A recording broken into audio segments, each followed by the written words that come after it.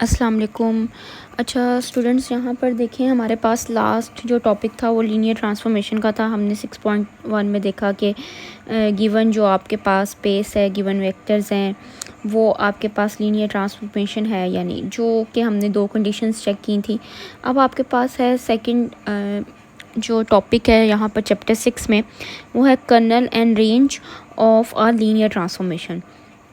सो class यहाँ पर दो टर्म्स यूज़ हो रही हैं। एक है आपके पास kernel and second one is range of linear transformation. It means ये अगेन ये लीनियर ट्रांसफॉर्मेशन से लिंक कर रहा है। तो स्टूडेंट्स यहाँ पर आपके पास जस्ट मैं दो जो है यहाँ पर डिफरेंसेस लिखूँगी, ठीक है। टू डिफरेंसेस यहाँ पर मैं लिखूँगी रेंज एंड कर्नल का, जो कि आपके पास प्रीवियस नॉलेज से आपके पास जो है ना लिंक करेगा। So this is the informal definition of colonel.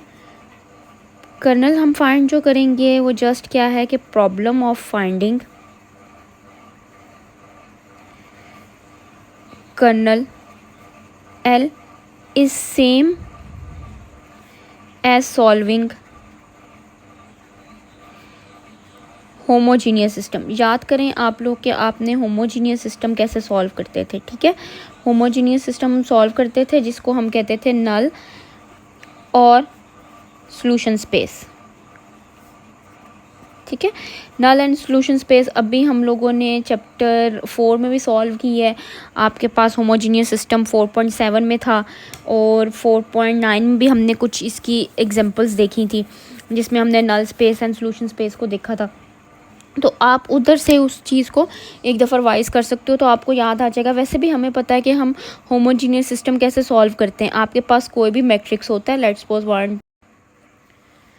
So class let's suppose मैंने यहाँ पर एक मैट्रिक्स लिख दिया है। हम होमोजीनियस सिस्टम देख रहे थे कि कैसे हम फाइंड करते हैं। ये आपके पास 0 आ गया, 3 आ गया, 4, 1, 2 एंड 7, ठीक है। ऑगमेंटेड विद होमोजीनियस सिस्टम में क्या होता है, 0 0 0। इसको हम सॉल्व करते हैं तो आपके पास कोई यूनिक सोल्यूशन, फाइनल सोल्यूशन या नो सोल्यूशन आता है, ठीक है।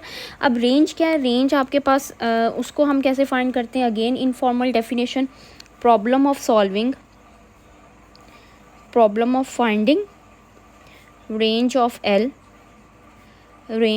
L is same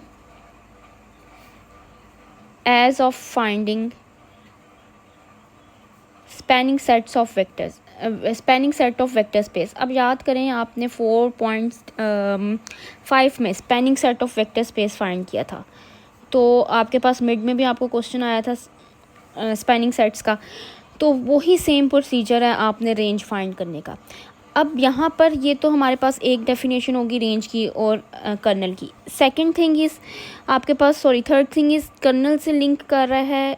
if kernel exist it means जो आपके पास लीनियर ट्रांसफॉर्मेशन है वो क्या होगी, 1 to 1, ठीक है। Linear transformation is 1 to 1 if kernel exist, okay. And यहाँ पर आपके पास रेंज से क्या एग्जिस्ट कर रहा है, if range exist then it is onto, okay, onto आपके पास होगी। एंड यहाँ पर एक और मैं चीज़ लिख रही हूँ जो इम्पोर्टेंट है कि range L is equal to W and this is kernel L is equal to U and V। यानी आपके पास यहाँ पर U 0 क्यों आ रहा है, क्योंकि हम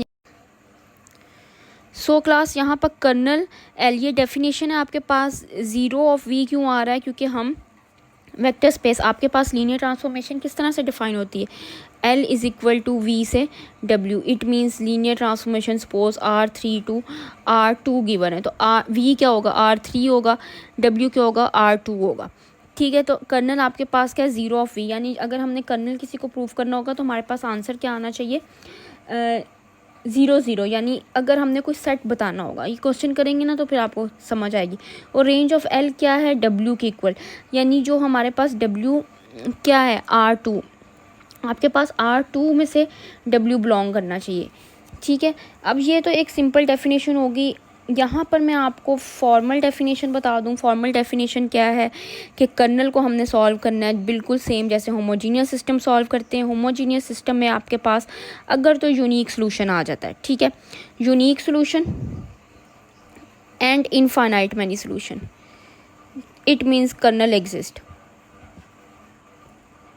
सिमिलरली आपके पास जो है होम स्पैनिंग सेट किस तरह एग्जिस्ट करते हैं। स्पैनिंग सेट के लिए भी हमें पता है कि हम लीनियर कम्बिनेशन लेते हैं और उसको स्पैनिंग सेट प्रूव करते हैं। और स्पैनिंग सेट में क्या होता है, आपके पास अगेन सोल्यूशन एग्जिस्ट करना चाहिए। सोल्यूशन एग्जिस्ट तब भी करता है जब आपके पास यूनिक या इनफाइनाइट मैनी सोल्यूशन आता है। ठीक है स्टूडेंट्स, तो अब हम क्वेश्चन की तरफ मूव करते हैं, उससे हमें क्लियर हो जाएगा सॉरी कि हमने प्रूव किया। एक थ्योरम है यहाँ पर, इंपॉर्टेंट थ्योरम है कि dimension kernel L plus dimension range L is equal to dimension V. अब वी आपको मैंने बता दिए, जो भी आपके पास फर्स्ट स्पेस होती है वो वी होती है। डिमेंशन कर्नल एल यानी जब हम इसको फाइंड, डिमेंशन कर्नल एल क्या होती है आपके पास, हमारे पास जब ये होमोजीनियस सिस्टम सॉल्व होगा तो हमारे पास डिमेंशन जैसे बेसिस फाइंड होती हैं, इसी तरह उसकी डिमेंशन आती है, तो हम डिमेंशन चेक करेंगे। ठीक है, इसी तरह हम डिमेंशन रेंज एल चेक करेंगे। स्पैनिंग सेट की हम बेसिस फाइंड करते हैं और हम उसकी डिमेंशन चेक करते हैं। तो क्वेश्चन से भी आप लोगों को क्लियर होता है कि हम स्टेप बाय स्टेप किस तरह से सॉल्व करेंगे। क्वेश्चन मैं यहाँ पर लिख रही हूँ आपके पास। Suppose question is let L is equal to R3 to R3 be defined by linear transformation। L क्या है, linear transformation है, defined by।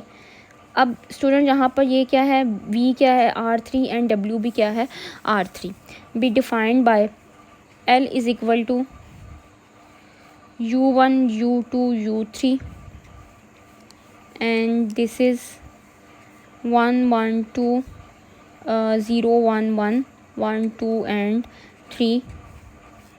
इस तरह से आपके पास ये जो है ना लीनियर ट्रांसफॉर्मेशन डिफाइन है। अब हमने प्रूफ क्या करना है। फर्स्ट पार्ट में उसने पूछा इज़ एल ऑन टू का क्या मतलब है। ऑन टू का आपके पास मतलब है कि रेंज अगर एग्जिस्ट करेगी, ठीक है। Find a basis, find a basis for range L. अभी हमने रेंज एल कैसे देखी है, कैसे फाइंड करते हैं, स्पैनिंग सेट जैसे फाइंड करते हैं, ठीक है। थर्ड पार्ट में उसने कहा find kernel L and part D में उसने कहा है is L is 1 to 1 1 to 1। तो इट मीन्स कर्नल से ही 1 to 1 लिंक करता है और रेंज से ऑन टू लिंक करता है। तो यहाँ पर इस क्वेश्चन को हम स्टेप बाय स्टेप सॉल्व करते हैं और देखते हैं हमारे पास किस तरह से फर्दर। सो क्लास यहाँ पर उसने पूछा है इज़ एल ऑन टू कैसे हमने फाइंड करना है। जस्ट आपके पास पार्ट ए क्या है, sorry, is L onto हमारे पास फाइंड करने के लिए क्या है, टू फाइंड रेंज। और रेंज कैसे फाइंड करते हैं हमने, ये आपके पास शॉर्टकट है टू फाइंड रेंज एल, और एल आपके पास R3 पर मैप हुआ हुआ है, ठीक है। तो यहाँ पर आपके पास देखें कि रेंज हमने कैसे बताई है अभी फाइंड करने के लिए, हमने जैसे स्पैनिंग सेट फाइंड करते थे। तो याद करो आप लोग कि स्पैनिंग सेट में हम लोग जो है एक नॉन होमोजीनियस सिस्टम की तरह सॉल्व करते हैं। तो आपके पास गिवन लीनियर ट्रांसफॉर्मेशन क्या है, आपके पास जो मैट्रिक्स गिवन है वो गिवन है 1 1 2 0 1 1 1 2 एंड 3। अब मुझे बताओ यहाँ पर इसको सॉल्व करने के लिए ऑगमेंटेड में क्या आएगा। हमारे पास W क्या है, अभी मैंने रेंज का क्या बताया था, ये जो डेफिनेशन लिखी थी ना, R L is equal to W, यानी ये वाला जो पार्ट होगा ना ऑगमेंटेड वाला पार्ट, ये हम W वाले स्पेस में से लेंगे। W की स्पेस क्या है R3, यानी R3 की जनरल फॉर्म क्या है A B and C। अब ये A B and C कहाँ पर आया, आप लोग कहोगे कि स्पैनिंग सेट में A B C हम कब लेते थे, जब हमारे पास V डिफाइन नहीं होता था तो हम जनरल फॉर्म लेते थे, ठीक है। तो इसी तरह हमने जनरल फॉर्म ले ली R3 की A B C। अब स्टूडेंट्स इसको मैं सॉल्व करती हूँ, देखती हूँ इसका सोल्यूशन क्या आता है। अप्लाई गॉस जॉर्डन, ठीक है। अब देखो गॉस जॉर्डन हर जगह अप्लाई हो रहा है, apply Gauss Jordan. So step by step हम इसको रो रिड्यूस एचेलॉन फॉर्म में अप्लाई करते हैं। तो फर्स्ट आपके पास R2 minus R1 and second operation is R3 minus 2 R1। So here is the I think so ये बन जानी चाहिए हमें। सेकंड लास्ट स्टेप है हमारे पास जो रो रिड्यूस एचलॉन फॉर्म का, ठीक है। सो क्लास यहाँ तक आपके पास, अब देखो फर्स्ट लो लीडिंग एंट्री, इसको अब हमने ज़ीरो बनाना है, तो last step is R3 minus R2। So here 1 0 0 0 1 0 1 1 0 and augmented with आपके पास जो चेंजिंग्स यहाँ पर ऑगमेंटेड कॉलम में आएंगी C minus A minus B। अब देखो ये क्या फॉर्म बन रही है, लास्ट रो आपके पास सारी ज़ीरो और ये C minus A minus B, तो it means it gives us no solution, ठीक है। Zero is not equal to C minus B, हमें नहीं पता इसकी वैल्यू क्या है, ये आपके पास R3 से हमने जनरल फॉर्म ली है, ठीक है। सो नो सोल्यूशन पर आपके पास क्या है, नो रेंज एग्जिस्ट, ठीक है। It means not L is onto, ठीक है। रेंज एग्जिस्ट नहीं की, अगर तो ये यूनिक सोल्यूशन आ जाता, इनफाइनाइट मैनी आ जाता, तो इट मीन्स रेंज एग्जिस्ट करनी थी, ठीक है। तो L ने क्या होना था, ऑन टू भी होना था, यहाँ पर नो सोल्यूशन आया, सो रेंज एग्जिस्ट नहीं की। अब सेकंड पार्ट बी में उसने आपसे क्या पूछा था हमसे, find a basis for range L। So students याद करें हम बेसिस कैसे फाइंड करते थे रेंज L की।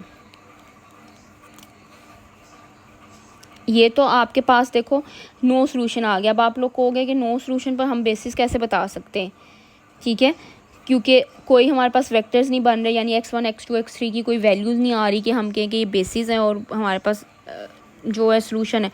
तो याद करो आप लोग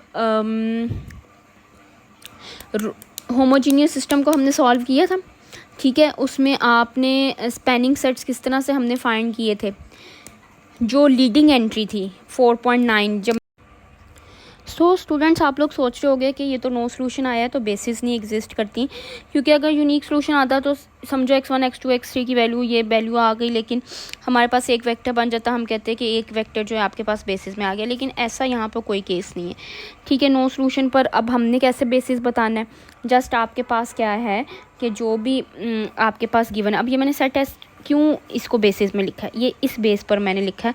आप लोग याद करो कि होमोजीनियस सिस्टम हमने सॉल्व किया था, जब भी बेसिस फाइंड करनी है ना हमने, तो हमेशा हमने बेसिस फाइंड करने के लिए जो भी गिवन मैट्रिक्स है उसको as a homogeneous system treat करना है, ठीक है, यानी ऑगमेंटेड में 0 0 0।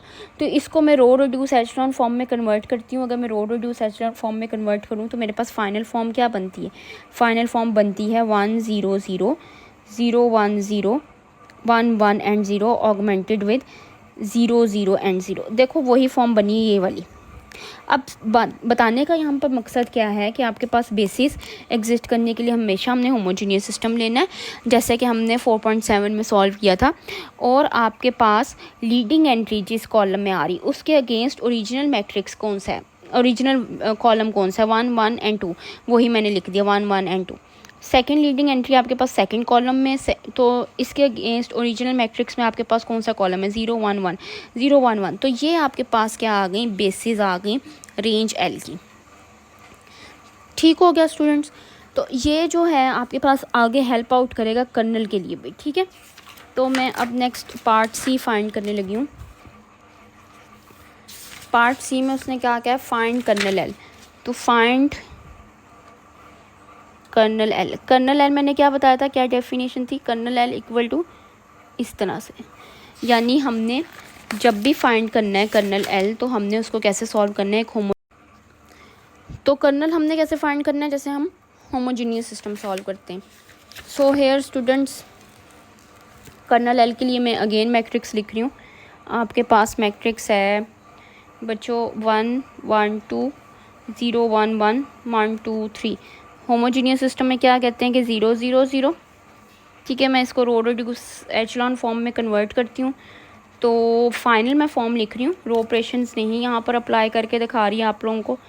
तो यहाँ पर बच्चों देखें 1 0 0 0 1 0 एंड -1 1 0 ऑगमेंटेड विद 0 0 एंड 0, ठीक है।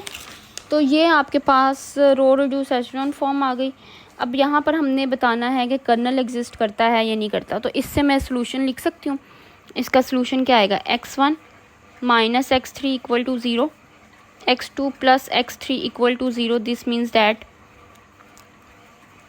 x1 is equal to x3 and x2 is equal to x3. So x3 is a free variable.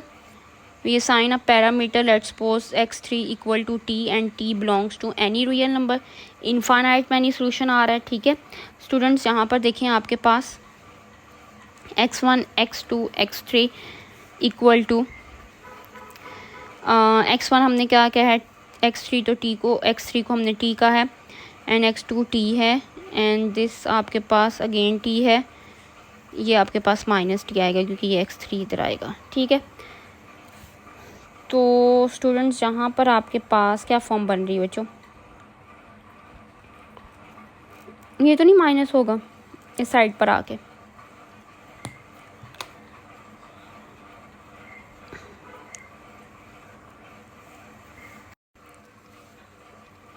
तो यहाँ देखें आपके पास मेरा ख़्याल से मैंने थोड़ी सी कोई मे बी मिस्टेक कर दी। यहाँ पर t हम यहाँ पर सब्स्टिट्यूट कर रहे हैं, तो x1 आपके पास t आ रहा है,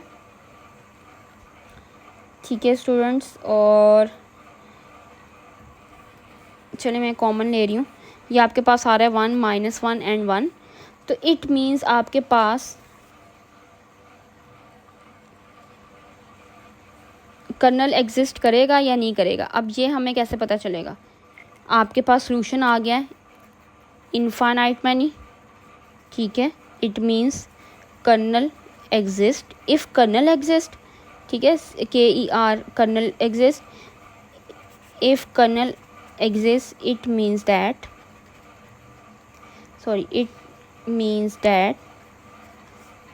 L इज़ 1 to 1। ये 1 to 1 कैसे हुआ, ये पार्ट डी भी मैंने यहाँ पर बता दिया, ठीक हो गया। अब स्टूडेंट्स एक और ऑप्शन है कि मैं वो थ्योरम जो है ना प्रूव कर दूँ, जो थ्योरम मैंने लिखा था, इसका पार्ट डी जो है वो मैं ये बनाऊँ कि आप इस थ्योरम को प्रूव करें, ठीक है। तो पार्ट ई हम इसे कह देते हैं कि kernel dimension kernel L plus dimension kernel, आपके पास थ्योरम की स्टेटमेंट क्या थी जी, dimension range L is equal to dimension of V। तो हेयर स्टूडेंट्स ये सॉल्व होगा या नहीं होगा। कर्नल L की डिमेंशन क्या है, number of vectors in basis. तो ये आपके पास क्या है, ये इसकी यहाँ पर स्टूडेंट्स देखें बेसिस क्या है, डिमेंशन क्या होती है, डिमेंशन होती है number of vectors in basis, ठीक है। तो number of vectors in basis क्या है आपके पास, बेसिस यहाँ पर कर्नल की क्या आ रही है, कर्नल की बेसिस आपके पास क्या है, 1 माइनस 1 एंड 1, ये बेसिस हैं क्योंकि ये आपके पास आंसर आया। तो इट मीन्स कर्नल की बेसिस क्या है 1, dimension range L, number of vectors in range L, number of vectors in basis. तो हमने रेंज की बेसिस फाइंड की थी, नंबर ऑफ वेक्टर्स कितने आ रहे थे 2, ठीक है। तो हम यहाँ पर लिखते हैं 2। डिमेंशन ऑफ V क्या है आपके पास, क्वेश्चन में V क्या गिवन है, R3 गिवन है, तो इसकी डिमेंशन क्या है 3 है। तो हम यहाँ पर लिख सकते हैं 3 इज़ इक्वल टू 3। तो ये थ्योरम प्रूफ हो रहा है इस क्वेश्चन के लिए, ठीक है बच्चों। ये आपके पास एक टॉपिक था 6.2 का। अभी 6.2 का एक और पार्ट रहता है, वो मैं आपके साथ जो है ना इंशाल्लाह ताला जो क्लास में लेक्चर होना है ना उसमें डिस्कस करूँगी, ठीक है।